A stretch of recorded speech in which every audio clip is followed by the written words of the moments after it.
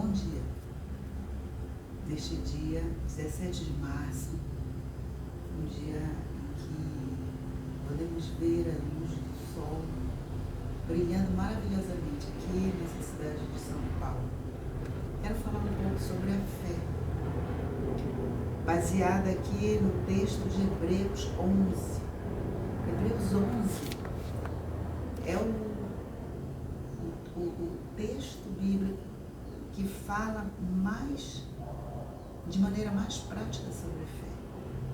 E hoje nós queremos praticidade. O que é essencial? Vamos falar um pouco disso. Antes vamos fazer a leitura, que se encontra em Hebreus 11. Nós vamos ler do versículo 1 até o versículo 4.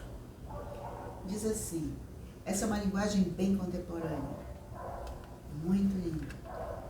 É a mensagem.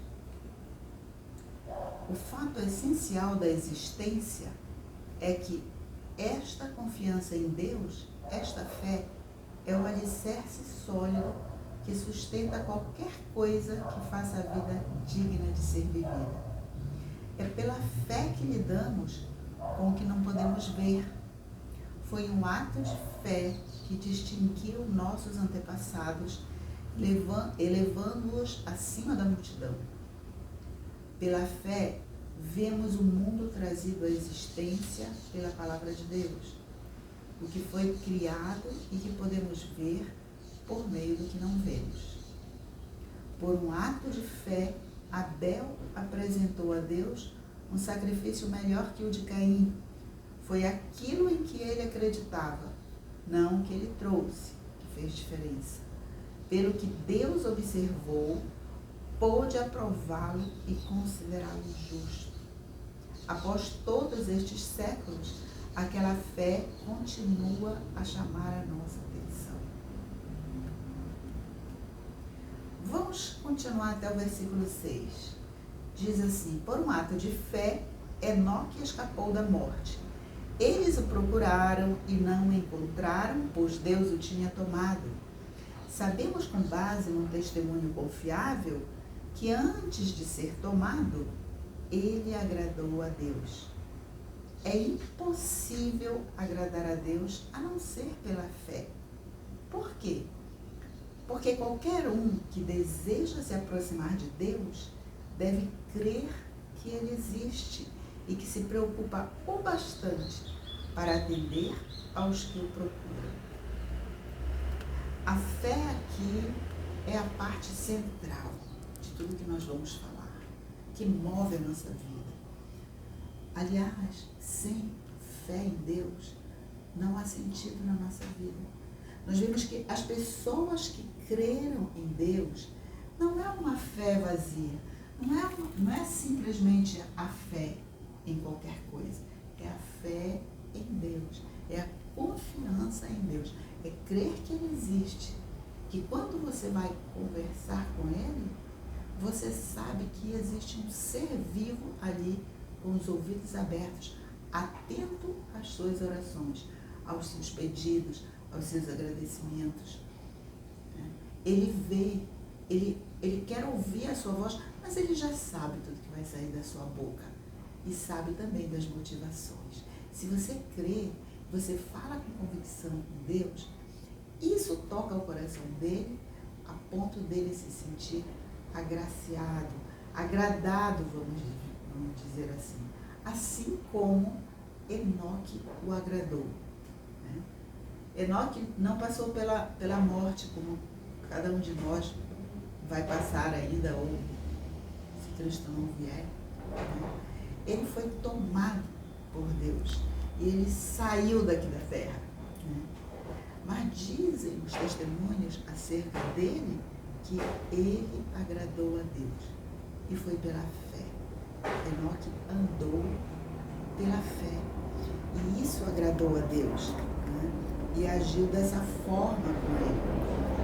Muitas vezes nós pensamos assim, eu trabalho, eu faço, eu dou as minhas ofertas para Deus, meu pensamento está nele, como eu faço, como eu entrego minhas ofertas, como eu ajudo as pessoas, eu sei que Deus olha isso e Ele vai me recompensar por isso. Certamente há uma recompensa nas boas obras, né? No bom comportamento. Realmente isso é louvável. Mas o que Deus olha mais é como vemos aqui no versículo 4, na vida de Abel. Quando Abel apresentou, né, a sua oferta, né, não foi a oferta em si que agradou a Deus, mas a motivação pela qual ele ofertou, né, diferentemente de Caim. Na Bíblia nós podemos ler lá em Gênesis que Abel ofereceu uma oferta com sangue. Ele deu o que ele tinha de melhor. Ele escolheu o melhor dos cordeiros e entregou a Deus, né? Ele ofertou. Caim, diferentemente de Abel, ele esperou passar o tempo. E ele ofereceu, porque ele cultivava a terra, ele ofereceu as frutas, as verduras, aquilo que ele tinha, ele colheu. Só que ele não entregou logo. Ele estava esperando para ver o que acontecia, talvez vender por um preço bom, né? Mas ele deixou passar um tempo para depois ofertar a Deus, porque não estava motivado pela fé. Deus não se agradou disso. Deus não se agradou. Recebeu a oferta de Abel, mas rejeitou a oferta de Caim. Então nós podemos ver que essas coisas todas que nós comentamos é a respeito da fé. E o que ela tem a ver conosco hoje? Hoje nós vivemos num mundo muito conturbado, onde os valores estão invertidos. As pessoas, elas não querem ser movidas pela fé. Elas são movidas pela certeza daquilo que os olhos delas veem. Os nossos olhos veem aquilo que é físico, mas Deus é um ser espiritual. E Ele existe. E Ele quer que nós o distingamos assim, como um ser espiritual. Então, é a nossa visão espiritual, porque nós temos também um espírito. E é esse espírito que vai discernir a Deus. As pessoas hoje, elas querem ver o que é branco, o que é preto, o que é colorido, o que é cheiroso, o que tem gosto bom, o que pode trazer conforto, e gastam muito, e vivem num mundo também, ao mesmo tempo, cheio de indiferenças e cheio de necessidades, mas é tudo pautado pela visão, não vou dizer tudo, mas grande parte é tudo movido pelos sentidos, né? E aqui, esse texto fala da fé, que significa a confiança em Deus. Nós temos que andar pela fé. Nós temos que vendo as coisas conturbadas do jeito que estão, ou se estivessem também, nós também deveríamos andar com a mesma fé. O que é isso? É saber que tem um Deus que está no controle de tudo, que há um Deus que nos criou e que tem um destino eterno para nós, que é o céu. Vivendo com Ele eternamente, face a face. Imagine, isso nós só podemos ter pela fé. O mundo estava perdido na época, no período de Adão e Eva, porque pecaram, e Deus providenciou a salvação deste mundo, mandando o seu Filho, que não tinha nenhum pecado, que vivia com Ele lá na glória, um mundo lindo. E Ele veio, e todo aquele pecado que nós tínhamos, pecado que é, qual é o pecado que nós cometemos? Nós herdamos o pecado de Adão e Eva. E aí foi feita uma barreira entre nós e Deus. E Jesus Cristo veio e rompeu essa barreira. Ele se tornou uma ponte entre nós e Deus. E o que nós temos que fazer? Crer. É a confiança de que Deus existe e que Ele nos criou e que tem um plano, um projeto de vida para nós. Ele tem um projeto para nós também aqui nesta terra. Mas dura quantos anos? 70, 80, 90, 100 que seja? 120, vai lá. Não sei. Mas ela acaba. E ela é nada quando nós vemos quão longa é a eternidade. Milhões e milhões e bilhões, trilhões de anos. Não acaba nunca. Nós vamos viver eternamente. Deus nos criou seres espirituais. Esse espírito não morre nunca, mas ele tem que ter um destino. Um destino. Ele não vai morrer nunca. Você escolhe viver pela fé em Deus e crer que Jesus já veio e Ele já pagou o preço por aquele pecado, por aquela barreira, pela separação entre nós e Deus. Ele já pagou o preço. A única coisa que nos resta é crer, é a fé, é a parte menor. Deus fez a parte impossível para nós, que foi a morte de Jesus no Calvário, a morte de um inocente.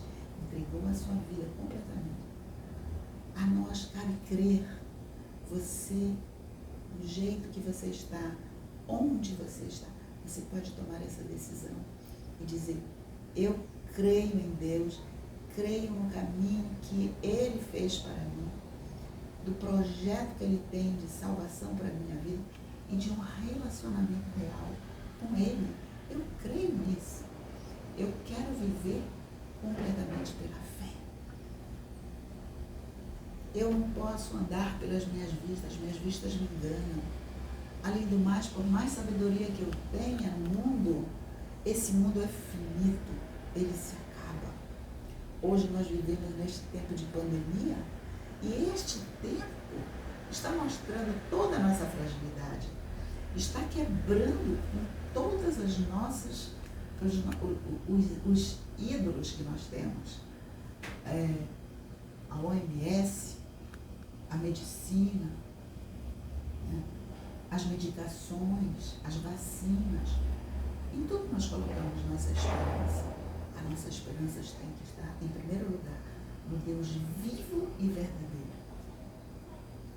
Que Ele nos encaminha a todo bom caminho. Ele nos dá o bom caminho, Ele é a luz, em primeiro lugar. Depois vem as outras coisas, mas a nossa esperança tem que estar firmada nele. A nossa fé tem que estar nele, de que há um projeto muito maior para nós do que só nesta vida.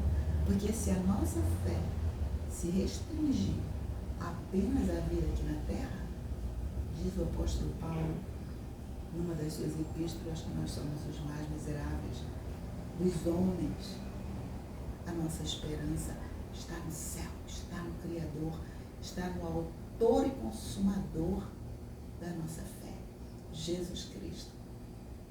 Hoje você pode tomar essa decisão de viver pela fé, de dizer: Senhor, escreva o meu nome no livro da vida.